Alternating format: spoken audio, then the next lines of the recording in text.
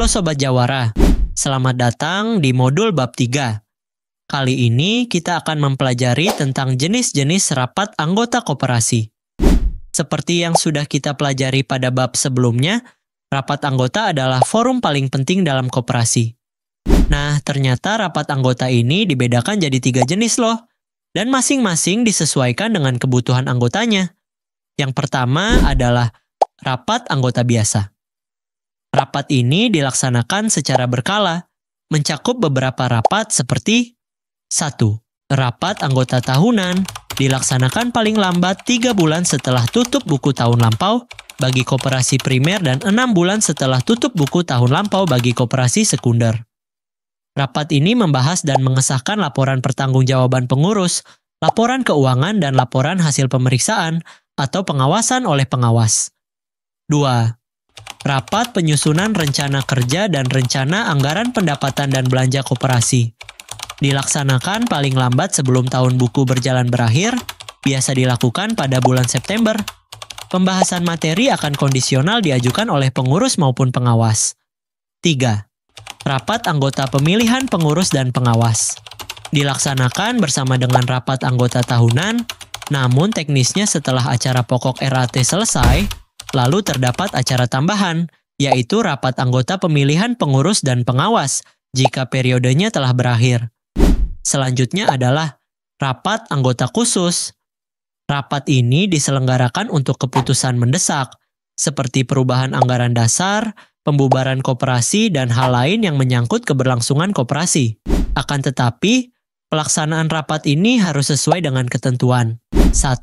Apabila mayoritas anggota koperasi berkeinginan mengadakan perubahan ADART dan dengan harus ketentuan sebagai berikut.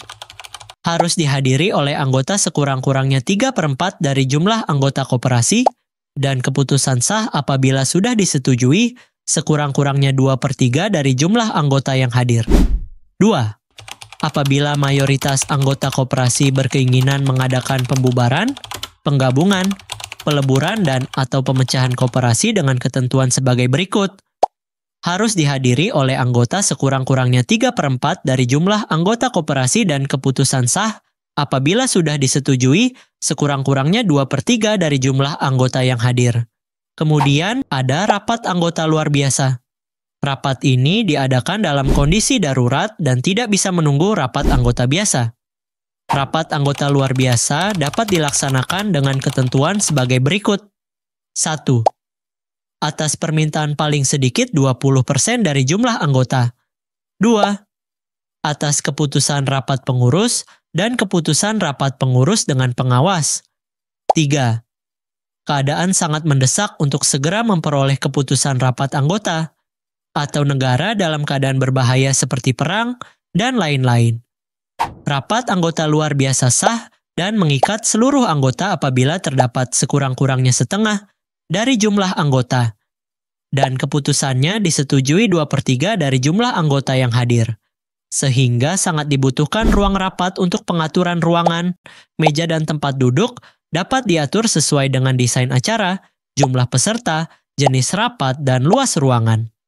Terdapat beberapa contoh bentuk pengaturan tempat atau layout ruang rapat, yaitu bentuk setengah lingkaran, bentuk lingkaran, bentuk U, bentuk kelas atau baris-baris, dan bentuk 4 persegi panjang.